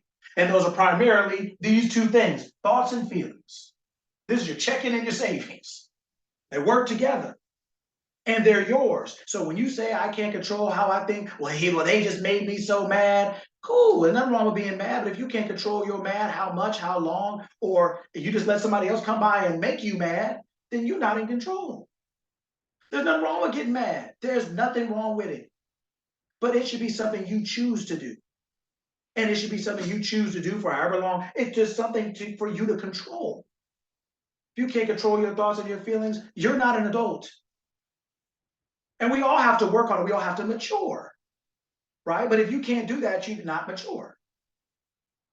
And it's a never-ending thing because we're life. These things are what we use to live our life. So we get better at it, right? Life is always part of learning. It's always growing, right? But we're not here to just be out here thinking anything, feeling anything, talking about anything, just doing anything. That's not maturity. We can't be successful like that. Right? These are ours. Our body is ours to control. Talk to it. I didn't say don't take medication. I'm saying if you take that and that's all you do, you'll never be in control of your life. So just talk to your body. Take your medication while you're talking to it. There's nothing wrong with that. That's not what I'm saying. I'm saying, but we never stop to think that we have the power to do that. To talk to our, hey, I want you to stop digesting. I want you to work on eliminating this. I'll be home in 5 minutes. Do that once or twice and you'll be like, shoot. This actually worked. Head, I have a headache. Hey man, what's wrong? What are you thinking about? What is that intense? What is it that's going on? And you start just talking to it the same way you're talking to. Why is that crazy? It's your body. And why is that crazy talking to a 6-week-old? They can't even talk back. People are just used to you talking to a baby, so they accept it. But otherwise, they would think you're insane because it doesn't talk back. Why are you talking to something that can't talk back? So it's not because it's right or wrong, it's because we're accustomed to doing certain things. And my point is that we're just not accustomed to talking to our body. We don't think that's a real thing. And it is. We're not accustomed to talking to our mind. We're not saying, mind, this is what I want you to think. Feelings, right? This is how I want you to feel. Right? Body, this is how I want you to act or be. We don't think these are possible things. But they're yours. If you can't control your mind, who's going to do it? If you can't control your feelings or your body, who else is there to do it? And the people and if you don't, the people you give it away to will do it, but it won't be in your best interest or to your highest good, but you want to live your best life. Yeah, hey girl, how you doing? Girl, I'm out here living my best life. Like, what, are we out here just making stuff? Like, what does that mean? If you can't do these 3 things, how are you doing that? Stop the cat. Just stop it, knock it off. It's not possible, right? These are yours to control if you want to live a good life. Or the life that you choose. This is your life, choose it. Choose what you want to be or do or have. Stop giving it away to Tylenol, Xanax, and alcohol, and distractions, and drugs, and entertainment. It's like every time your baby cries, you put a pacifier in its mouth. But it's not supposed to tell you it's wet. It's not supposed to tell you it's hungry. It's not supposed to tell you it's just, you just keep doing things to shut it up. But after a while, when it stops talking, then you're mad. So you give your 9-year-old a cell phone and they get on there and they start playing around with it. Because you're tired or you want to distract them or because all their friends got one, now they're 14 and that same cell phone you gave them to, to get, to let them be this. Well, now they are that. And then you sitting there talking about what happened. They don't even want to come out their room. They don't want to talk to me. They don't want to, it's hard to get, girl, man, it's hard to get her off that phone. I'm like, it's hard to get off the phone and you paying the bill? I promise if you actually stop paying the bill and the thing like cuts off, it won't be hard. I promise it won't be hard. What the? I put the phone down, be looking for you then. Right? So what I'm saying is a lot of things that we use to distract ourselves end up becoming our detriment. We did it to ourselves. We're doing all this stuff to ourselves and blaming somebody else. Because we won't control these three things, mind, thoughts, and feelings. We won't control them. We don't know that we can. We don't know that we should. This is why we're here. Because, like I said, if I'm talking to one person and we're talking about business or we're talking about health or we're talking about kids or we're talking about, you want a new job, I'll get specific. But the reason we're here is to be able to understand these things, our mind, our thoughts, and our feelings, how they work, to understand that they're ours, and that we must control them. We must know how to control them so that we do, and we apply them to our highest and best good. I can talk about this to all of you guys that most of you I've never met in person or spoke to personally. I can give you these three things because these things apply to everything. You have a mind, you have a collection of thoughts and feelings about, so let's do it. And I'll stop in about maybe 10 minutes or so we can have question and answer. If you guys have any, but. This is kind of funny because it reminds me of sometimes when I'm working and I Yes. keep pushing the limit and my body is kind of telling me like, I need a break. I need you to step away. But I keep saying, no, I'm almost done. I'm almost done. Just keep going. And then eventually when things aren't working right, now you're frustrated. Now you're pissed off. And then all these other things start happening. And then you're kind of blaming self now. But self was telling you, or your body was telling you, like, I need a break. I need you to step away. But we don't listen. So again, it goes back to what you were saying. We have to treat ourselves like we are the baby because you would do that with a baby, but why wouldn't you do it for yourself? And so when you said you won't listen to yourself, right? When that's happening, what is missing? Why wouldn't you listen to somebody? I think I'm not listening to myself because I think in my mind, I'm like, I'm almost there and I just want to get this done so I don't have to continue with it or I guess go back to it. But why wouldn't you listen to anyone? Not just you. Why wouldn't you listen to someone? I guess maybe because I feel like I probably would know best. Or that you don't. Yeah. Or that you don't trust them. You don't believe them. So you're essentially saying that you don't believe in yourself enough. What we're in our true self. We don't believe in our true self enough that when our self is talking to us through our body and saying, hey, we need a break, we don't believe that we are going to be able to get this thing done if we don't do it right now this way. So we don't think that but our conscious mind doesn't know 10 minutes from now. It doesn't know what's going to happen 30 minutes from now. So we're making decisions permanently from a limited scope. And so when we talk about our body, because our body only talks to us through feeling, right? But that feeling is coming from our true self, our outer self, which is whatever your name is, so to speak, right? That's your person, that's your persona, that's your character.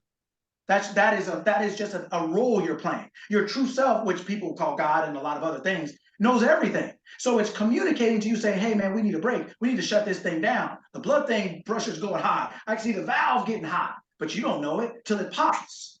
Call a stroke, call a heart attack, call it this, call it that. So then we keep going, and then boom, the engine blows up. Now you got a bigger problem. Now you got a $6,000 engine you got to replace, plus the time it took for you being stranded, all because you didn't want to spend 10 minutes stopping. When the quality of your work could be dictated, or the quality of your health, or your sanity, or whatever else. So this is why when we talk about what we talk about, it's learning yourself. It's learning how to trust and believe in yourself that if this is telling you that, why would it fail? If it fails, if you fail, it fails. Yeah, Why would it don't tell think you that not, way, right? yeah. So a lot of it is because we're in the marathon. We keep running and keep eating and drinking. We don't spend time of reflection to get to know ourselves. So that when we hear something, we're like, nah, that ain't right. Nah, be quiet, shut up. That ain't right. Right? And so, yes, I'm glad that you said something and spoke it because it's true. This is why we don't. Because we don't trust and believe ourselves. But who do you trust and believe you don't know? It's hard to do. Right? So these are things that, to your point, it just makes you think. So when you walk away from here today and the next time that comes up, you say, you know what? Even if I fail, even if this thing gets in 5 minutes late, let me just try it and see. Let me give myself what my body's saying it needs for a second. Let me just see.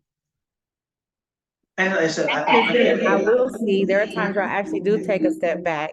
And Okay. then when I do go back to it, everything runs smoothly. But my problem is I keep doing the same thing all over again. Right? And that's what we talk about is mastery. When we talk about mastery, we're a lot of times we think about something outside of ourselves. But what we're really talking about here, right, is this self-mastery. It's you hearing yourself and listening and getting the reward. That is obedience. That is how you eat the good of the land. The good of the experience, the good, not just the land, the good of the land. That's how you have the best experience, not just an experience, right? So you listen to yourself once, do it again, do it again, do it again. After a while, it'll just be what you do. And then you'll always be obedient, so you'll never have to do that. Sacrifice. That's what happens when you don't listen. Now you're going to, okay, I tried to tell you, when that gas light in your car is going on and you don't want to be obedient, guess what you're going to have to do? Sacrifice when you're on the side of the road. Right? Sarah responded back about Sarah talking. Yes. Do what works. That's it. So when people say, do you? That's what this means. Do you learn how to listen to yourself from the inside to reflect that from the outside? Learn how to do that. That's what we're here for. So, like I said, I can talk about business. I talk to all different type of people. But no matter what I'm talking about, it still comes back to this because you are the doer. Whether it's a parent, whether it's your business, whether it's your parenting, whether it's whatever, you are the doer. You have to do you. You have to know. This is why it's the first commandment. Know thyself. You have to do that.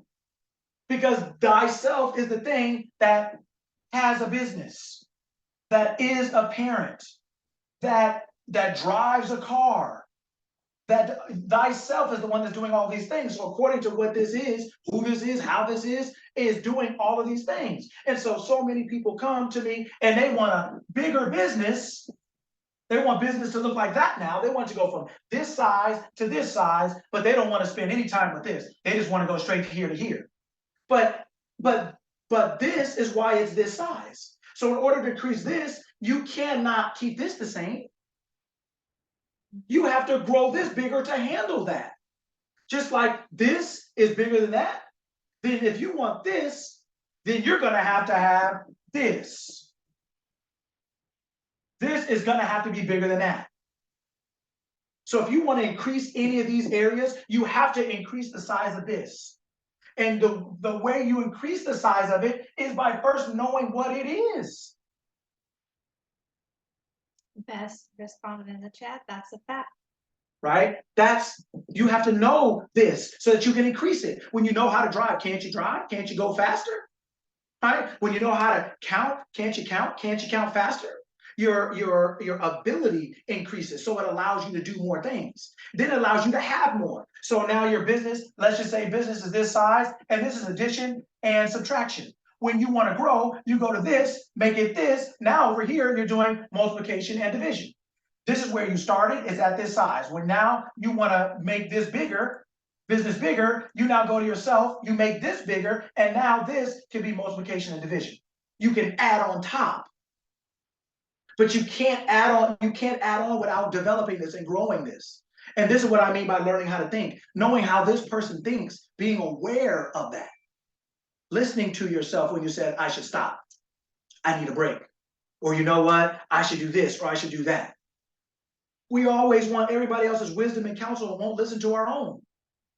But we trust, but it's the same thing. If somebody else, and we just believe in everything and everyone else more than ourselves. And there's wisdom in the multitude of counsel. It's great to have like-minded people that you can bounce ideas off of this or that. But at the end of the day, you have to develop the ability to listen to yourself and say, okay, I got to make the final decision here because this is my life. I have to be able to do that. We have to grow in maturity to be able to be self-response able. We have to develop that.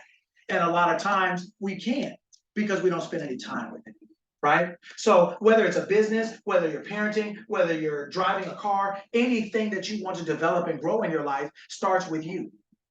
Starts with your own growth and development. So everybody's, oh, you need to be on IG Live 50 times a day. You need to be doing this 50 times a day. You need to be doing this and this and this. Everybody's chasing this thing without developing this thing. So even if you so-called got it, you can't keep it. Oh, you can lift up a weight, then you stagger and going like this, and then you drop it on your foot. Now you didn't hurt your back and your foot. Now you're out for 6 weeks, whatever else it is, right? So that's why everything goes here. So we can talk about 1,000 different things, and we do here because there's so many different people here, like I said, that I'm not absolutely familiar with. So I try to touch on a little bit of everything just so that everybody, hopefully it gets to everyone. But no matter what we talk about, the things that what we're here for is to learn how to think so that we can live well. I always tell everybody I work with, I don't care what you want. I just want you to have it. So I'm developing you into the person who has what they want, who is what they want to be, who is doing what they want to do. I have to develop you. And once we develop you, you can do that because you are the doer. The thing itself is neutral. There's people who can do it and people who can't. The people who can are the people who can. The people who can't are the people who can't. It's based on you. It's not based on it. Mm-hmm. Right? So that's why we talk about that. We are here to learn how to think so that we can live well, right?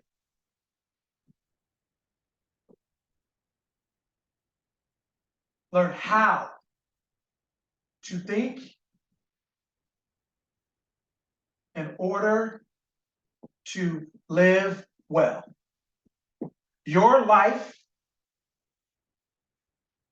is based on how you think. Meaning not just what you think, but the processing of information. It's based on the processing, how you process information, how you take it, if you search for it. It's based on your action. And if you want to use this adjective, if you want to use this, then that means this, you have to be able to be thinking at a level that's higher than most people. Most people are usually somewhere, like I said, in the C+, C-, C range. Everybody has brilliance in them, but most people aren't actualizing it because they don't spend any time developing themselves. This is why we're here, is to learn how to think in order to live well. Like I said, I get specific when I work with people specifically, but there's a bunch of us here, so I'm talking about a little bit of everything. But it doesn't matter what I'm talking about as far as what area of life you want to apply this to. It applies to every area of life. You can apply as you continue to raise your level of thinking, how to think, how to apply the information you have, how to apply the information you search for, how to digest and reflect, and whether it's meditation and calming yourself down, like we talked about last week, wiping the board so that your mind is clear. Clear your mind like this. Take a couple minutes just like this so you can decide what you put on this board instead of just waking up and going on, what did it say yesterday? Right? Actually clearing this board, then deciding, okay, what do I want to put on here? What do I want my life? This is my life. What do I want to be on here? I could say, I am healthy, right? Or I could say, I am successful, right? Or I could say, I am peaceful, right? Or I could say whatever. Once you clean the board, right, in meditation, clean the board of your mind, you can actually now put something in it. that you want to, that you consciously put on here, that you put on here. Not the news, not the radio, not TV, not Tylenol, not Xanax, not Jim Beam whiskey, not commercials, not social media, your own thoughts. This is your life. How can you live it and you can't think? And you're not controlling what you think. You're not choosing what you put in here. Right? This is like Instacart for most people. This is like Uber Eats. They just riding around with a whole bunch of other people's stuff. And then you wonder why you don't have what you want. You haven't taken any time to put anything in it. Right? And the right stuff that you want, the outcome of it. This is what thinking is. It's not positive or negative. There's only thought and outcome. Understand that. There's only thought and outcome. That's it. Your mind doesn't care what you think. The power you have has the ability to do anything called free will. Anything that you could imagine, somebody has done it. And they've looked just like you as far as meaning they're human. So there's only thought and outcome. You have to think according to your desired outcome. You can't think poverty and then get wealth. You have to think according to your desired outcome. You can't think sickness and then come out with health. You have to think according to your desired outcome. You have to think and feel, you have to think yourself this and feel what that would be like if you had it. That's creation. That's the man and the woman. That's creation. They come together to create an experience, an expression, a reflection. So you can always say, who's your parent? And you look back and say, okay, this is the Genesis, right? This is the Genesis, right? Gen, it means beginning. That's where the word gender came from. It means beginning. Right? So that's why we're here. We're not here to be, we're not here to be yelling at each other and all crazy. We're not here to live in regret and doubt and guilt and fear. We're here to learn how to think so that we can live well. And realizing that as we raise our level of thinking, the skill, we can raise the outcome of our life. We can have everything that we want. It's not positive thinking. This is not a good way to think while your life still sucks. This is not thinking like, oh, well, let me just, God will never put more on me than I can handle. This is not that.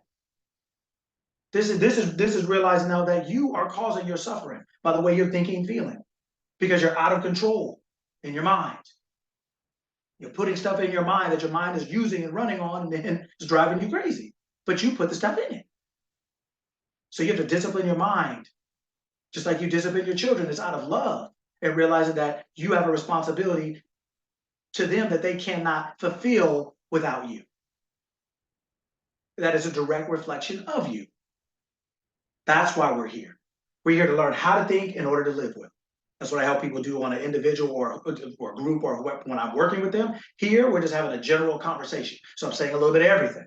But no matter what we're talking about, this is what it comes down to. All right. I'll stop running my mouth now and open it up to any questions or anything like that. We got about 6-7 minutes. In the interest of time, I want everybody to be able to get out and enjoy their Saturday and stuff like that. Questions?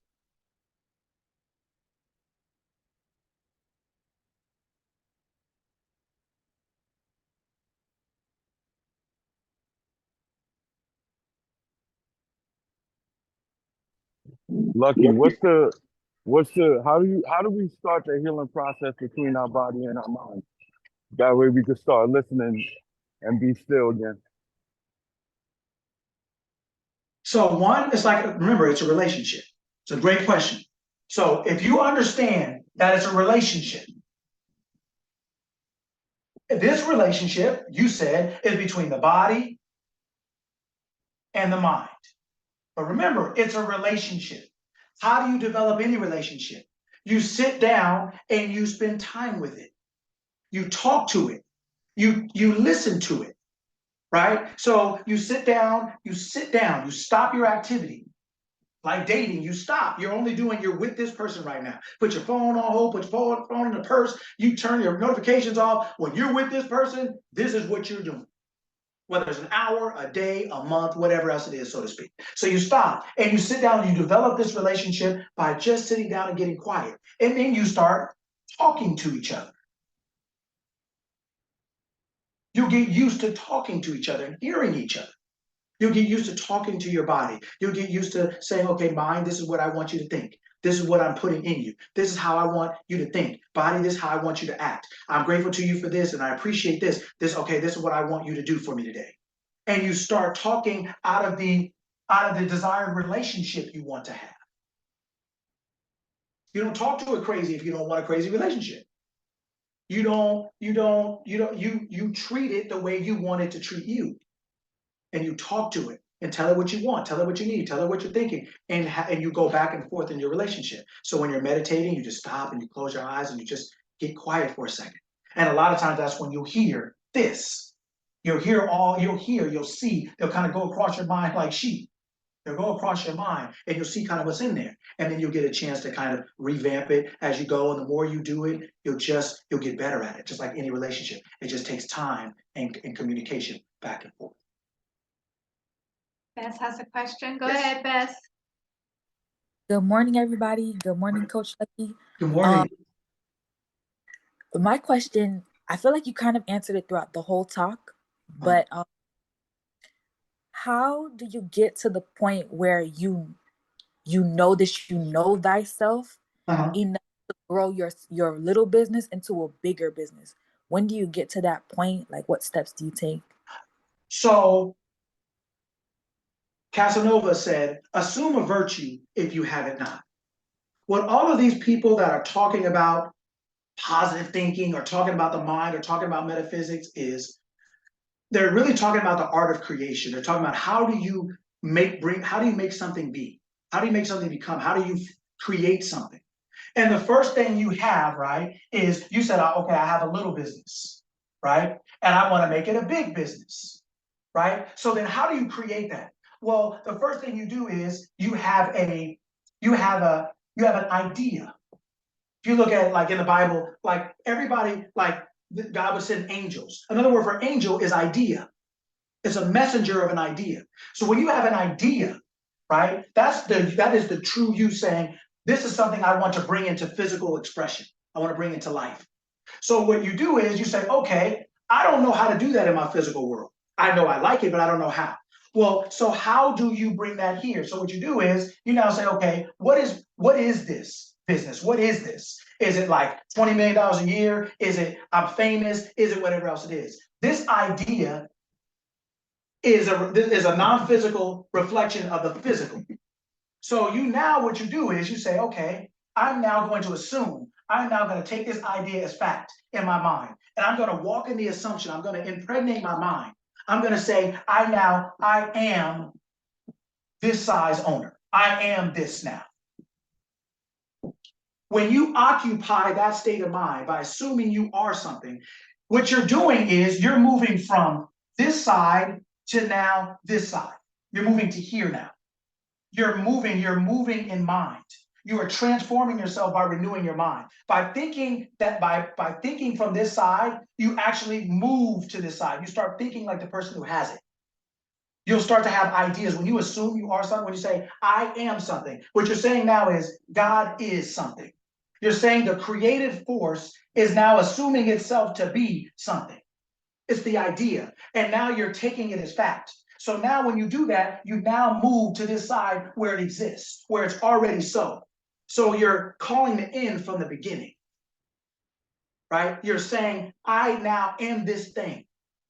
I am this business owner. My business does make this much. And you literally, like when you move to a new place, it takes time. First, you're a visitor. Then after a while, you may get an ID. Then you change your phone number. Then you have a zip code. All these different, the longer you're somewhere, the more that environment sinks into you and you become familiar with. It starts to feel like home and natural.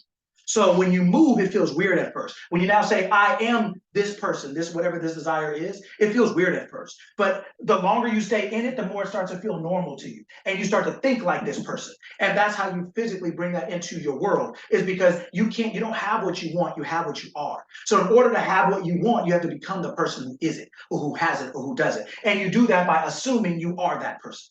in your mind. You don't have to lift a finger. It will come. The ideas will come because you have to think from this side of the equation. You can't think from this side over here because the person over here thinks different than the person on this side.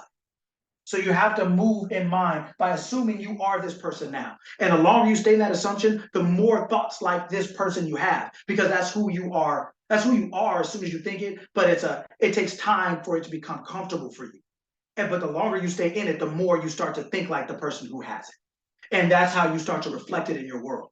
The ideas come, the thoughts come, the people come, the opportunities come, because they're a reflection of this now, not this. The only difference between this and this is this has different experiences, thoughts, opportunities, ideas. So you're saying over here, I want those things. Well, you have to, in order to physically experience that, you first have to mentally do it by assuming yourself to be that. Did that answer your question? Thank you. You're welcome. My pleasure. Okay, I can keep talking Can I ask one forever. question? Yes. So this is Sierra. So it was I don't know the young man's name that asked the question first. Yes, yes. But you know how you were saying just kind of like talk with yourself. Would that be the same thing as meditating, or is this just kind of like just sitting quietly? It's both. Oh, okay. Meditating, another word for meditating is entertaining. So when you're entertaining a thought, it's like entertaining a person. Your brother, your sister, your friend that comes over. Sometimes you're talking, sometimes you're just chilling. And you're sitting right next to each other across the couch, and there's a moment of silence, maybe 2 minutes, maybe 3 minutes, right? Then you're back up and talking again. Sometimes you're just talking from the gate for 3 hours. You're like, girl, I gotta go. Sometimes you both just sit there and you're just happy to be in the same room, same environment, and you're both just sitting there chilling. You may say something every 5 minutes, 6 minutes, 2 minutes, right? It's a relationship. It's entertaining. It means the thoughts and ideas that you're entertaining, the relationship with this thing that you're entertaining, whether it's a person or a set of thoughts. Does that make sense? Yes, makes sense. Okay. Thank you. Yes, ma'am. Awesome, awesome, awesome. Well, thank you everyone for showing up. Today was awesome. Just like last week and the week before, it just gets better and better. Thank you everyone for your patience with getting our automations together. We're still figuring it out. If you've already registered for the class, you will get the Zoom link because I'm starting to just email everyone who also is just registered with the Mental Academy. So that way you don't miss out on our Zoom call in the Zoom link. We're doing this again next Saturday. Please join us. Tell your friends, tell your cousins, tell your mamas, everybody. So I'm definitely grateful that everyone was here. And any closing words? No, create the life you want or suffer the one you allow. It's your life. When you say it's your life, it's really yours. And life is lived in the mind. It's expressed in the body, right? We're all trying to change our expressions, but we're not going to the creative part of it. This is only the effect. This is the cause. So when we change the cause, it automatically deals with the effect, right? So if you now are a successful business owner, it will be reflected in your mind. In your life, right? A lot of times we're trying to become something physically that we don't think mentally. We're fighting ourselves, right? So with those things have to work in unison, right? So create the life you want or suffer the one you allow. You choose, and you choose by what you're thinking and feeling to be true. Choose what you think. Choose what you feel. Tell your mind how to think. Tell your feelings how to feel. Tell your body how to act. And you get used to it, just like any relationship. You develop it over time, and you'll see it will change your life dramatically, right? So thank you all for coming. It's an honor and pleasure. Thank you so much for the interaction. I definitely enjoy that, and thank you all. I look forward to seeing you next week. Awesome. Mom says phenomenal mastermind. So have a great day, guys. Thank you again. Bye. Bye.